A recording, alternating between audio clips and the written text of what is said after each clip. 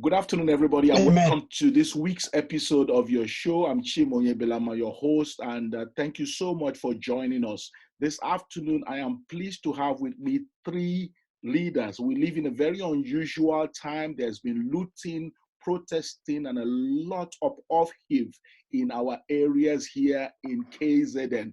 And I felt it was very important to bring in leaders from the church into the studio today to discuss what is going on and try to give us understanding, try to help us even make sense of it, because since Sunday, since this weekend, a lot of us have just been saying what's going on.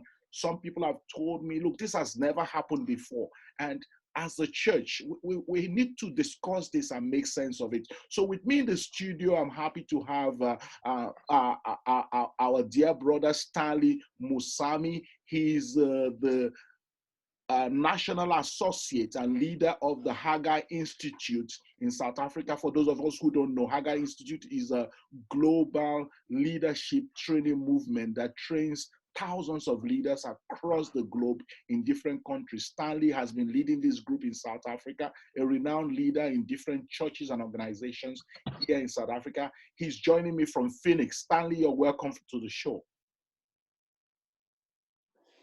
Thank you. And with me also is Chris Wood. Chris Wood is the pastor of Waterfall Baptist Church in Waterfall in the Upper Highway area in not far from Hillcrest, and he pastors a church and part of also the fellowship of pastors in his area. Chris, you're welcome to the show. Chim, thanks for having me here this afternoon. Good. And thirdly, we have Pastor Matthew Como. Matthew Como is a pastor of ECC in Pietermaritzburg. He is a man with a big heart for his community, and he's joining us from Pietermaritzburg today. Matthew, you're welcome to the show. No, thank you, Pastor Chim, for welcoming me, and the greetings to the fellow pastors with me here. Okay, good. Tell me, Chris, how has it been in your area? Let me just start by asking you, gentlemen, because we're not yet as armchair philosophers. We're living in the midst of this whole upheaval, and you have your family to cater for, your church and all that. But first of all, Chris, how has it been in the upper highway area, in your area? Chim, I think most people will have seen videos and photographs on social media over these last couple of days. What started off as just a few rumbles on Sunday turned into utter chaos on Monday afternoon. Our local Watercrest Mall was completely looted and emptied of everything on Monday night. And then all through yesterday, some of the local businesses, small factories in the Brackenhill area just behind the mall, some of them torched, set on fire, all of them broken into, ruined. Several church members run their businesses out of these little factories, and they've been able to get in and have a look at the remains this morning, and there's nothing left. Wow. Places have been emptied of anything of use anywhere, and what's left has been utterly destroyed. Vehicles have had tires slashed. Some of the looters were able to use forklifts to access the factories. Those forklifts were then driven into the cars, the vehicles that were outside. Tires slashed, batteries stolen out of the cars. It's been chaos. In our own community, community members have stood and lined the roads, and just to be a presence and to do what they can to ensure that the looters don't enter into the residential areas. We've been very grateful for the guys who've stood guard through the night for the last couple of nights doing that. Things are a lot quieter today. Things have quietened down a lot. We took a short drive through earlier. There's a number of people up at the Watercrest Mall this afternoon, just helping with clear up and cleaning up outside the mall. We believe it's still unsafe to go inside the mall itself. What we're starting to see now is cars queuing up for petrol, and we're looking to see petrol running out. And shops in the upper highway area, those few shops that are open, are seeing huge queues and people waiting in the queue 2, 3, 4 hours just for some basic necessities. So that's where we are at the moment. It's kind of incongruous. I was sitting outside an hour ago with a cup of coffee in the blue sunshine, with listening to birds singing, and it just sounds so peaceful. And yet to think just 5 minutes away, there's burning fires, factories trashed, livelihoods lost. It's an incongruous, it's a strange situation to be in. Wow. Chris, that chaos, I just want to check with others too. Matthew, tell us about your area. What has it been like in the past few days? So, Pastor Chim, to summarize everything, it has been too much from Monday. You see, I'm talking about. I'm not talking about the videos on the phones. I'm talking about what I saw myself. The big city like Pietermaritzburg is finished, totally finished. Nothing, no shop, no offices are spared. Everything is destroyed. And my own experience is different because on Monday, when I saw a 14-year-old boy having been shot by police because they were trying to loot, it said in me, actually, I was there talking to the community, trying to stop them from looting. Myself, standing there, having stones in their hands, and police having guns, telling them, no, guys, stop this. I failed. I've never felt so helpless myself as a pastor. But to tell you, I saw it coming, not spiritually. I'm not talking spiritually. I saw it coming, but I never realized it was going to be so soon. You see, seeing so many young people unemployed in South Africa was an indication that we are sitting on a time bomb. I didn't know how was going to happen, but this time now it's manifested. This is how it is happening when people are like unemployed and hungry. But it has gone beyond that because you know me, Pastor Chim. I'm also political. I'm also an employee.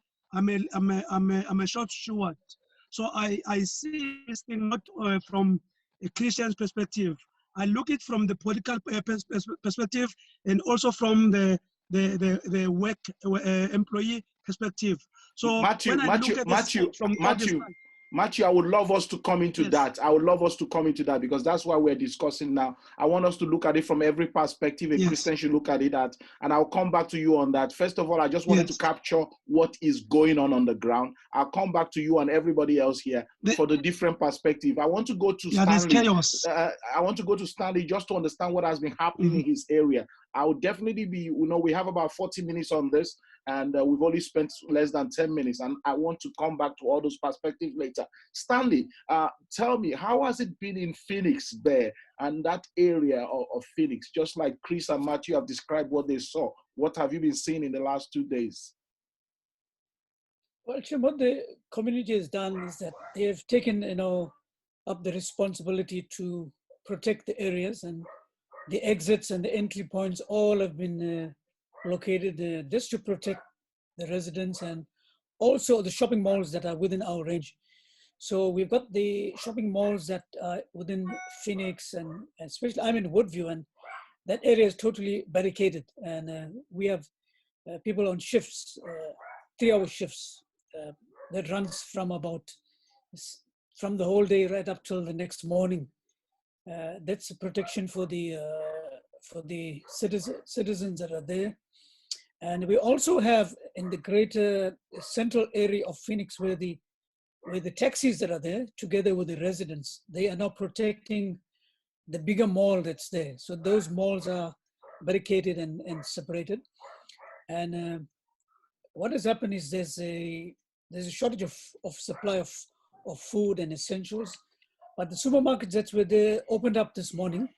So there were long queues that running into, long queues running into quite a long distance where people are queuing either for fuel from day before yesterday till today. But they do have diesel, but petrol will seem to run out. And then the Phoenix residents tried to go outside of Phoenix to get some supplies into the Umhlanga, La Lucia. But those areas were also gridlocked. We couldn't get in there. They were doing the similar thing of protecting the areas. We couldn't even go into those supermarkets. They had good reasons to close off, you know. But we're still waiting. Some of the shop owners said by tomorrow they'll see whether they can give us more supplies. But the community itself has been sharing what they had with each other, the neighborhood. That has been good. But our role as leaders is to, as you'll bring that to the next level of talks, see where we can take it to the next level. Thank you. I'm going to come to that right now. And I mean, Pastor Matthew started to talk about this, and that's part of why we're here, to look at the various perspectives. But maybe I'll go back to Chris and I'll come back to Matthew after that. Chris, how do you make sense of what is going on? What Matthew referred to, the fact that there's different facets to look at. You as a leader must have been trying to grapple with, you know, trying to make sense of this. What are the perspectives you have on what is going on, Chris? I can't wait to hear Matthew say a little bit more about that, because I think I was loving the things that he was saying. I'm going to go to him after you now, but I just wanted to finish the first one. I know Matthew is a very good friend of mine, and I know he has a lot of good things to say. Okay, go ahead. Got me on the spot first.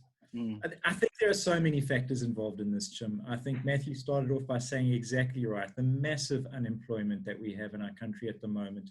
Official figures tell us it's, what, 30% unemployment? I think the figures are higher than that. I think certainly in our community, looking at the Ananda areas around here, I would think that the employment rates are much higher than 30%. I think we've got to look at just the deep-rooted issues of our country and the social inequalities that have existed for not just 10 years or 20 years, but 50, 60 years. Apartheid still has issues to deal with. We're still dealing with that legacy as well. It's not just an issue of current government being unable to provide jobs. It goes all the way back to the inequalities that have been in existence for hundreds of years. And so we really are dealing with deep-rooted social issues that needed a spark. And I think we probably would all agree that the Jacob Zuma arrest, wherever you stand in it and whatever you feel about it, that became the spark to a very dry field. And I think that was the initial anger. And I think if you're thinking back to Thursday and Friday last week, we were traveling on the road last Friday, and roads were blocked, and I could understand that as part of protest, and I understand the need for protest and the need for people to have a voice and express their dissatisfaction. But I think what Matthew was saying is that it has spilled over into something far more, and what we're seeing now is no longer protest; it's pure crime. You can buy a very cheap TV today if you go into Facebook Marketplace, and you know exactly where all of those TVs have come from. And stealing a TV and putting it up for sale on Facebook has got nothing to do with protest. That is just opportunistic crime. I think there probably is some political maneuverings in the background as well. I'm just not the expert to be able to pull those things apart and express anything like that. Again, can't wait to hear what Matthew has to say about those things. Yeah, so my perspective at the moment is that, yes, poverty and unemployment have created a ripe environment that needed a spark. Those sparks have been fanned by who knows who, and it has turned into something that we have never seen. I don't even think that the end of apartheid, the late 80s, early 90s, I don't think we saw crime on this kind of level. This is unprecedented in our country. It was so brazen. Some of these things were so brazenly done, and there was so much anger involved. Matthew, we'll come to you before we go to Stanley. I promised that I'll come to you. Tell us those perspectives you were looking at that you said we need to understand this with. No, thank you so much. In Peter respect, 2 malls are finished. One of them was burnt down. The other one is history. So the issue of the former president being arrested triggers, as Chris just said, it triggered putting matches on a dry woods. So it's easy, like it went beyond that. So what we saw, I'm fortunate that I have Pule Mabe's number. You know Pule Mabe, the ANC spokesperson. So I saw this coming. We had a prayer walk on Sunday, just to make a statement as pastors, that something like this is going to happen unless the president takes leadership, because he has authority to see things and be able to deal with them. There is a leadership vacuum. We don't have leaders. So when people are not led, let's say people are angry because former president was arrested, but where are the leaders? People, if there is no leader, people begin to lead themselves. So we saw people leading themselves. And this is what happens if people lead themselves, they are no leaders. You see, during apartheid, I always blame the church, Pastor Chim, for sitting and observing, as it is the case now. But for now, we are just caught up during the alert level 4 of COVID-19. So there's not much that we can do and that we can organize. We tried on Sunday having a prayer march and trying to pray and also alert people. I was interviewed on a bigger station in KZN, Reto Ukozi. So I managed to send a message across that we need to pray, and not only pray, and put pressure on our president. Our president missed an opportunity on Sunday to prevent this, what happened Monday and yesterday. Even on Monday, when he spoke, he missed an opportunity. We are reaping the fruits of what happened in 2017 in Nazareth, in the ANC conference. I'm not afraid to talk politics, because we are where we are today because of poor leadership with the politicians. So I'm saying we need to, as a country, to have leaders, as we are starting now to organize ourselves to try to salvage whatever that is left. But the result of what we are reaping now is the result of the camps in the area that have. Okay, it seems I'm losing you a bit. I'm losing you a bit, Matthew. We're on Zoom. I can hear you. You're talking about vacuum of leadership. I'm going to go to Stanley, but I want to come back to you with this question, because we are really concerned about the church here. There is a lot we can say about the government, and it's everywhere. And you know, there's a lot of yes, nay, and yes in this thing. But I want to ask, how is the church going to fill that vacuum of leadership? I'm going to come back to you on how are we going to salvage this, fill that vacuum of leadership. But I want to go to Stanley first on his own perspective, because it's so important to me that we're not only just pointing out what is wrong, but that we're bringing solutions. But Stanley, first of all, how do you make sense of what is going on? Stanley, you're muted. We're on Zoom. You're muted. Thank you. Can you hear me now? Yeah, I can hear you. Go ahead. Yeah. I think everything boils down to leadership. I think even Maxwell tells us, when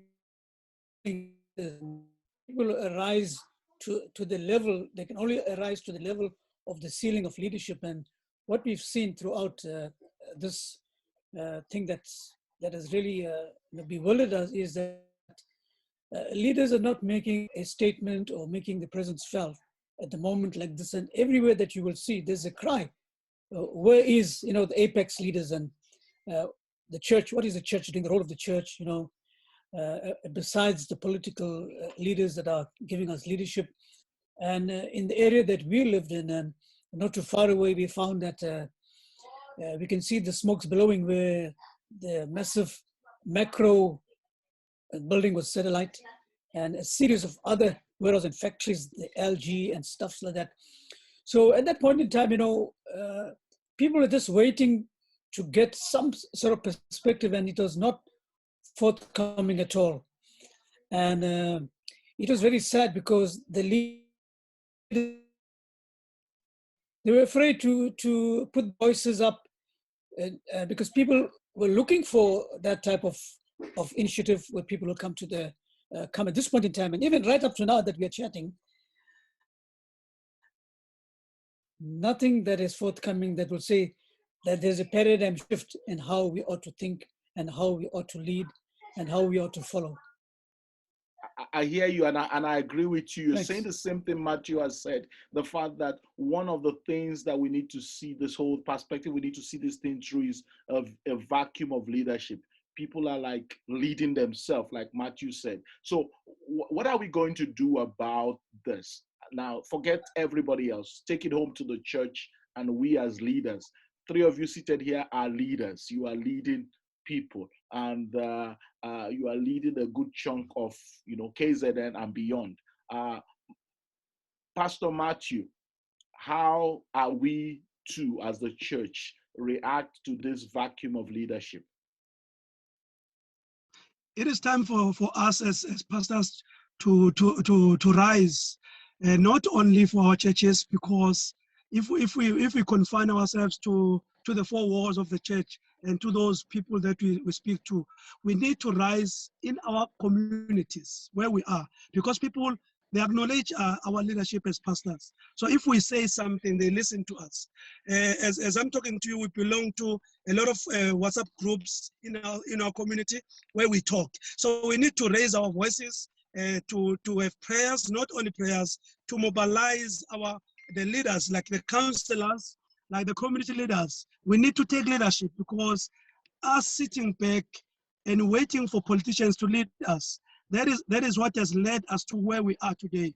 Because these people lead people expecting something, like they are fighting over positions. But for us, we are not fighting for position. We are fighting for the welfare of our people. So we need to take charge.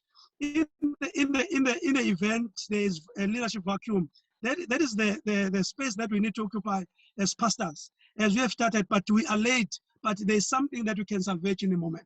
That is my point, sir. You make a lot of sense there. I'm just thinking of what has happened in this past few days. I'm just agreeing with all of you when you say leadership vacuum, because like Chris mentioned and all of you have mentioned, I think Stanley mentioned it for Phoenix too, the community immediately took charge after, they started protecting themselves. People started mounting guards and protecting some shops, protecting whatever is left. And that's leadership. You see that in the community watch groups that they quickly organized and all that. So I'm saying this, is it possible that we as the church do not see the need to also do this? I'm placing this before you, I'm coming to you, Chris, I'm coming to you, Stanley, to talk about this. Is it, for example, is there a place to begin to talk to people? Is there a place, Pastor Matthew, for you to go and gather the Ndunas together, to gather the youths together? Maybe you said we've missed the opportunity. Maybe we could have done this earlier. Maybe we would have minimized the amount of carnage we saw.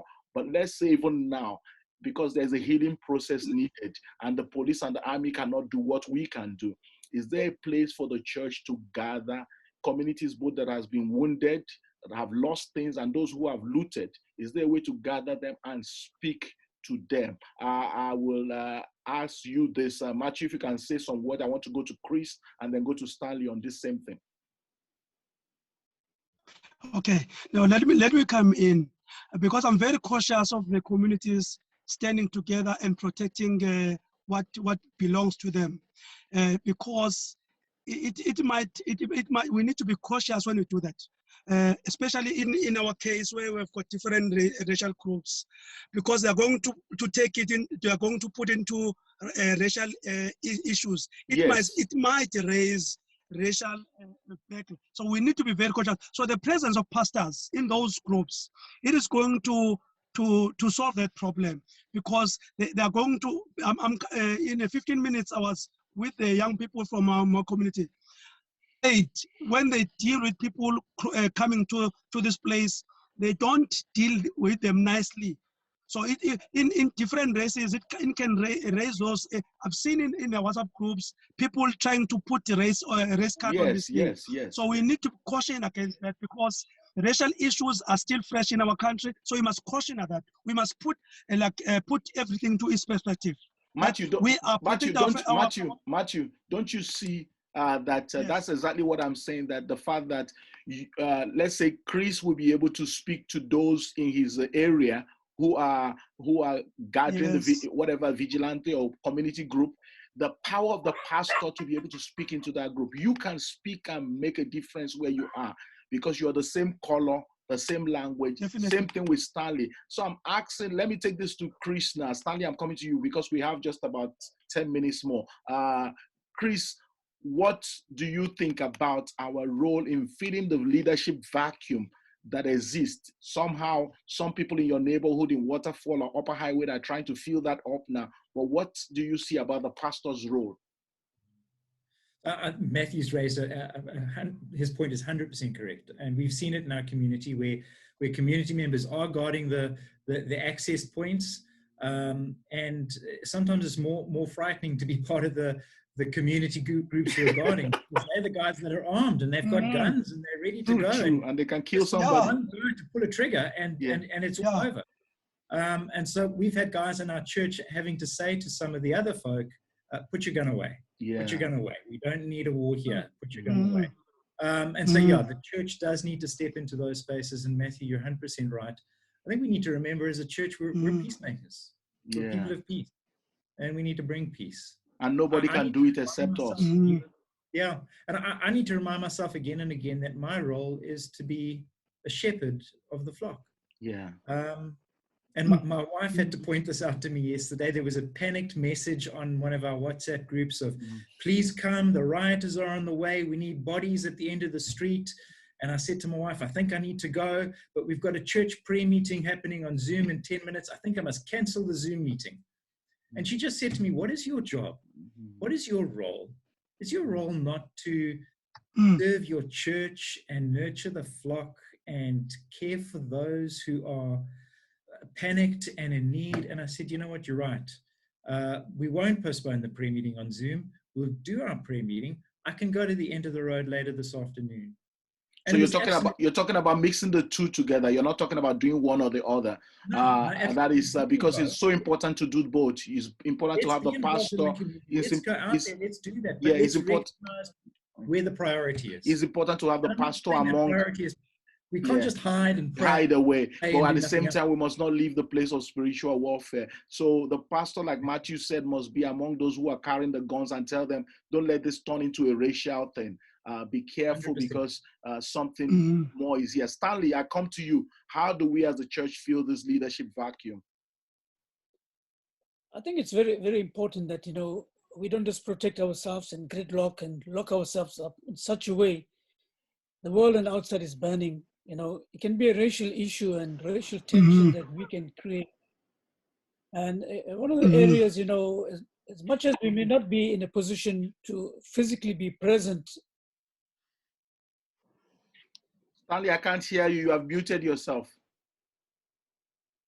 Please unmute yourself, Stanley. Okay, good. Okay, can you hear me? Yeah, I can hear you. Go on. Yeah.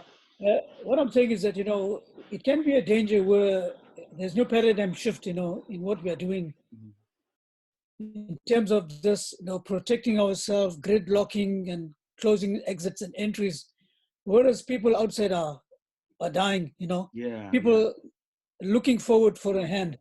And one of the things that we've done is in the nearby Amoti region, we've spoken to the chief there, and we had some discussion with him and said how we can build some bridges. And what he said was, as much as your people are afraid of our people and your people afraid of my people, we need to a common ground where we can really extend the olive ground and think differently, think out of the box. I think this is the greatest opportunity in times that we're living in, where we can step out of our country and be the light and salt of the world and make a difference, not how a politician would act, but to be a pastor to others that are outside of our fold as well. I hear you. Stanley, I love what you said. You're being proactive, engaging even communities close by where there are racial differences and trying to begin to have a conversation. And I think, like Matthew said, the church leaders are the best to do this. They're the most equipped because they're the peacemakers, just like I think it was Chris that said this. They are the peacemakers and they can do this. Now, what are the lessons, apart from what we have talked about? I want to look at what are the things we should be learning from this.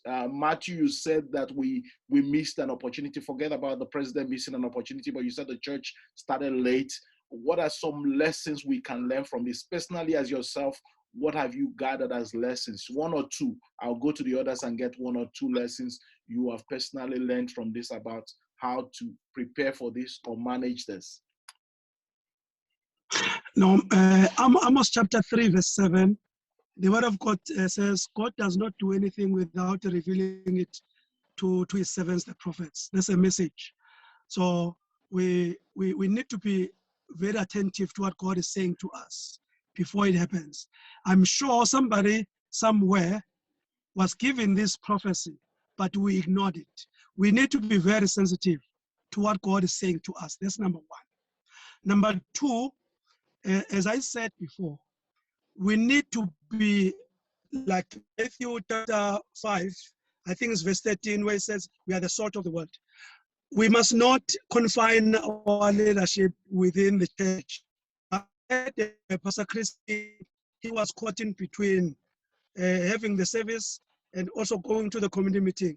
You see, what I would have done, I would have left my wife to continue with the church people because they are not as vulnerable as the people who are in the community. We need to be, we learned a lesson that we need to be there in the community meetings. We need to be there for them as the references. That's where they make the decisions. That's where they make the decisions. Yes, definitely. Yes, we need to be there and be part of. Thank you.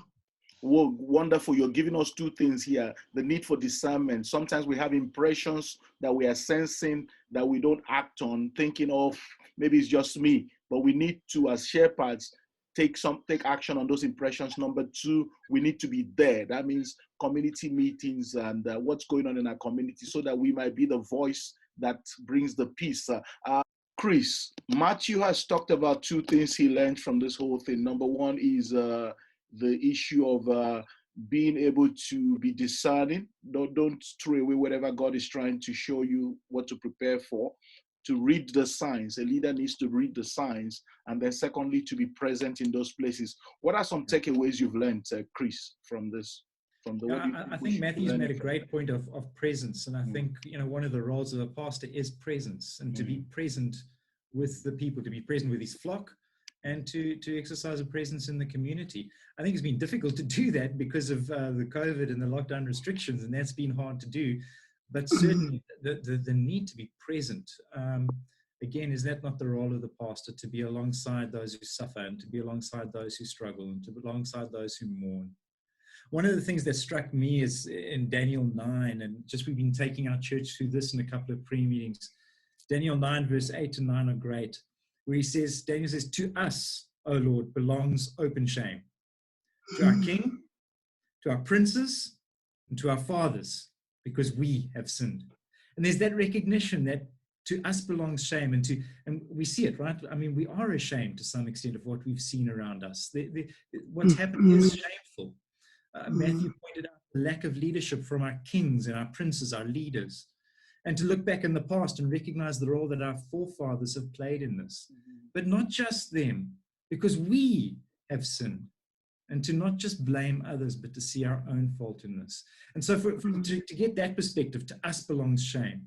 But then the next verse is wonderful. Verse 9 says, but to the Lord our God belongs mercy and forgiveness. And so to hold those two concepts together, to us belongs shame. We have sinned. But to our God belongs mercy and forgiveness. And we plead for his mercy and grace and forgiveness upon us. And I've just been holding out those two things to our church members over these last couple of days. We recognize the shame. We recognize the failure of leadership. We recognize the failure of ourselves and our complicity in perpetuating a system of injustice and poverty and so on.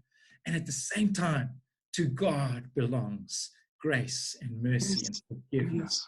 And that's where we rest in. And that's where our hope lies. That's where my hope lies. In Him. Wow, that's very beautiful from Daniel 9 that you're pointing out, first of all, affirming what Matthew said about the need to be present, and then pointing out this whole spiritual part of it, the need to actually accept and walk in that place of accepting where we are in true repentance, the sins of our leaders, the sin of us as leaders, and even we as individual Christians, and to also recognize on the other hand that God is willing to send mercy upon our land and to look for that mercy.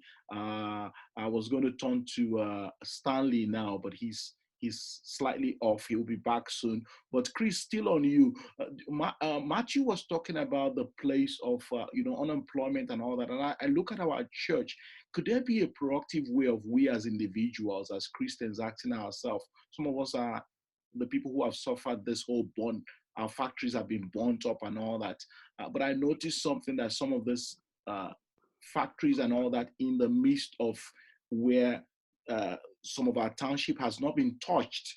And so is it possible to think of increasing employment? We ourselves, this is a bigger topic, but I'm just thinking, is there a way for us to talk to our people and say, let's own this thing that the government is not doing? Just like communities have begun to man their locations and beginning to say, we'll provide this, share. Like Stanley rightly said, people are sharing even things with each other, making sure that people don't lack provisions. Can we also think, look, this inequality that we're faced with beyond those that look like us, can we also see how we can reduce it? I mean, this might not be a question, but just my 2 dime I'm throwing into the mix. Anybody can comment, but let me go first to Stanley. Stanley, what do you think we should be learning? Chris just mentioned an additional thing to what Matthew has mentioned in the area of the need to repent and the need to receive God's mercy in the midst of all this. Not forget that God is ready to have mercy. It seems I've lost Stanley. Chris, could you want to comment on what I just said before? Do you want to comment on that? I mean, we taking ownership of flattening the curve of inequality. I want to use the COVID curve as, there is a high hill of inequality. South Africa is the most unequal society in the world. What do you say about that? That's massive. It's massive. Massive. How do we fix it? And how do we fix that in a 5-minute conversation? We need to create jobs. We need to create employment in our country. We need to, as you say, deal with poverty. How do we do that? It's heartbreaking. And I think it was Stanley who said it earlier, just the need to build bridges between communities. And I mean, we're just a small church, but we've tried to do that ourselves, and just building bridges with a fellow church in Mulweni around the corner, and just trying to hold hands, and seeking what we can do in little ways here and there. I think one of the other things that our church is, we're very fortunate to be connected with a group that is involved in farming, and just small scale farming, and teaching people to just grow their own vegetables, and even just being able to feed yourself does something to your own dignity. Yeah. And then once you're able to feed yourself, to then create enough food to feed your neighbors, and in a year's time to be able to take food to the market. It's simple things like that I think churches can do. Wow. Reaching out into communities, building those bridges and creating the friendships, and then looking for the little opportunities like this farming God's way. Yeah. And just seeking ways in which we can, even in small ways, that's so raise true. Raise the levels around us. That's so true. Stanley is here. Stanley, what do you think we are learning from this whole thing? What you want to show you want leaders not to miss the lessons that are coming out, we shouldn't miss. Hey, something is wrong there. Stanley, can you hear me? I think he's got a problem with the network. Stanley, can you network hear me? Is the problem. Stanley.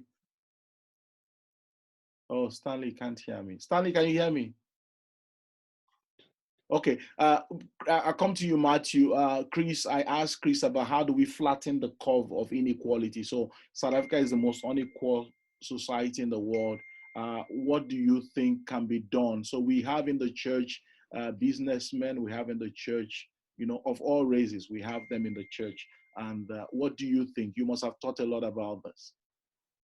No, let us just ask ourselves. I always ask myself this question: what would Jesus do in times like this, in situations like this, where people are divided along their social standards? You see, so and also on racial standards, we need to break these walls of social standards and try to build bridges, as Chris has alluded to work with one another, because there's something that as churches we need to learn to work together, Pastor Chim.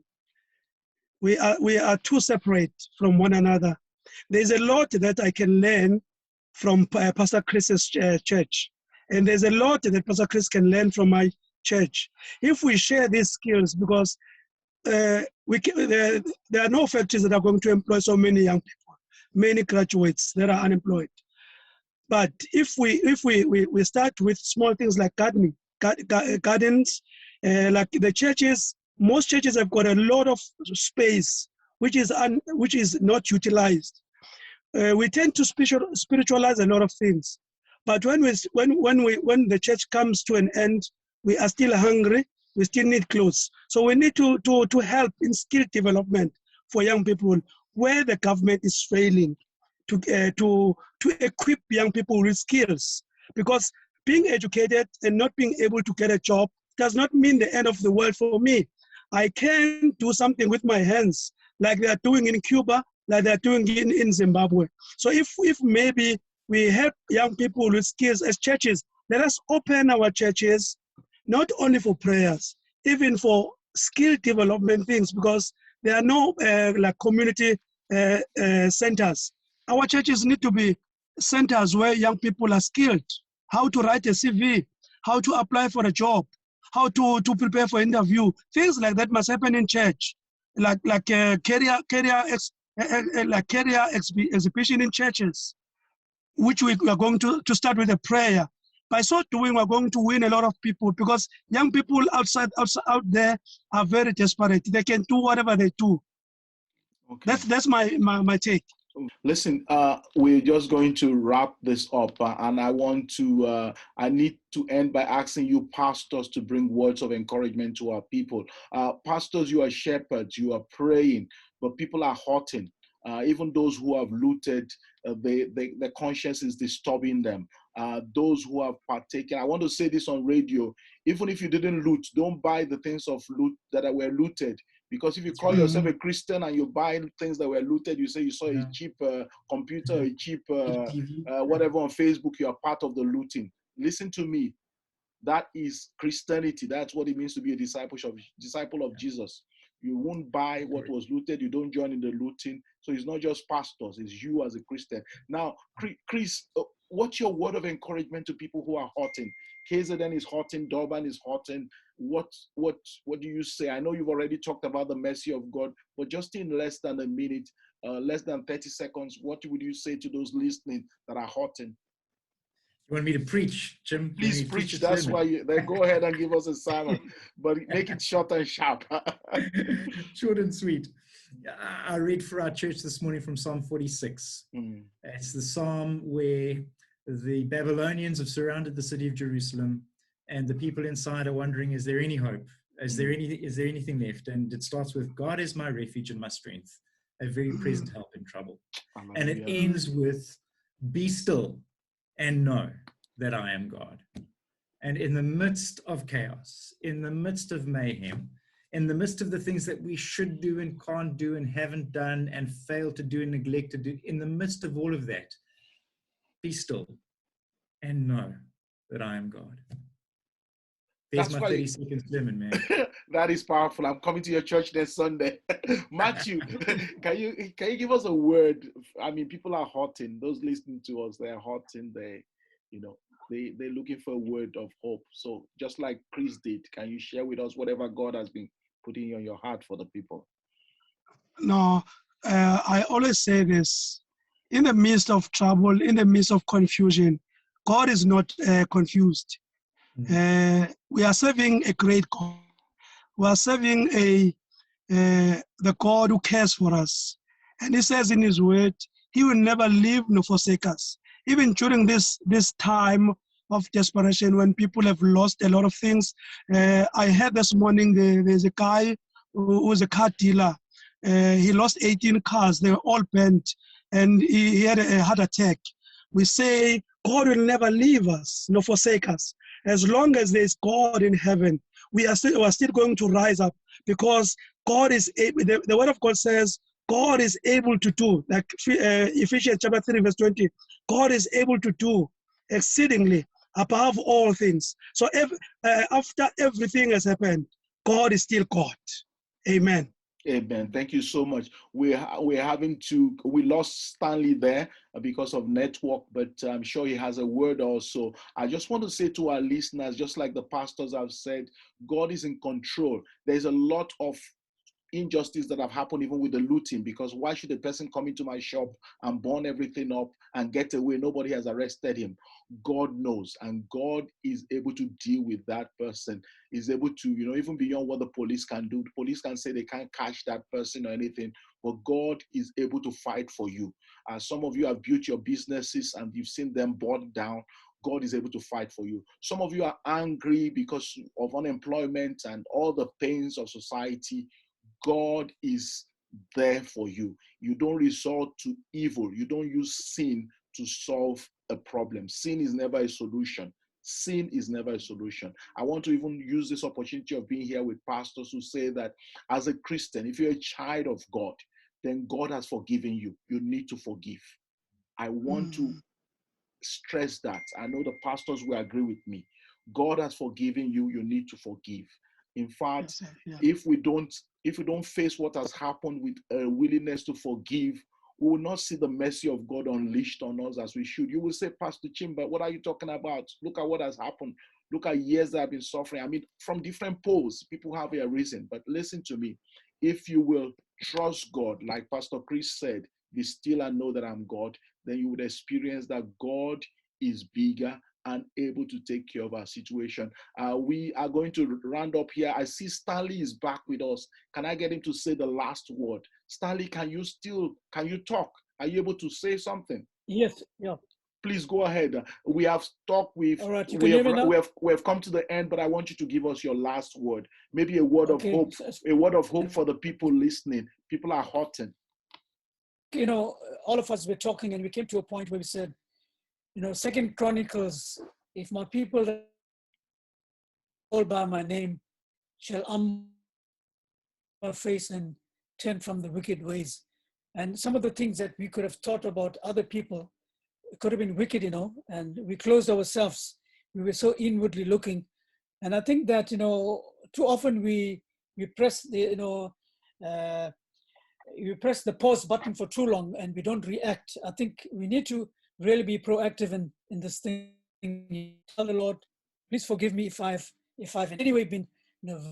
Okay, we're losing Stanley there, and Stanley was talking about that very important scripture in Chronicles 7, verse 19, I believe it is, or is it verse 9, where he says, if my, Chris, remind me, it's 2 Chronicles 7, verse 14. If my people who are called by my name will humble 14. themselves and pray, turn from their wicked ways. I think that's what Stanley was bringing to us. We're losing him there, but that's a very important scripture calling us to examine ourselves and not just to point fingers. Gentlemen, we need to draw the curtain here. I'm just feeling bad that we couldn't get everything Stanley wanted to say, but he has spoken in the beginning. We've lost him because of network, but I want to thank the three pastors and leaders who have joined us this afternoon. It's been Chris Wood of the Waterfall Baptist Church in the Upper Highway area. It's been Stanley Munsami, who is a leader of leaders from Phoenix. And it's been Matthew Como, who is a pastor of ECC in Pietermaritzburg. Gentlemen, I want to thank you for the work you do for the Lord. Thank you for what you are doing where you are. And thank you for being able to stand in the midst of this.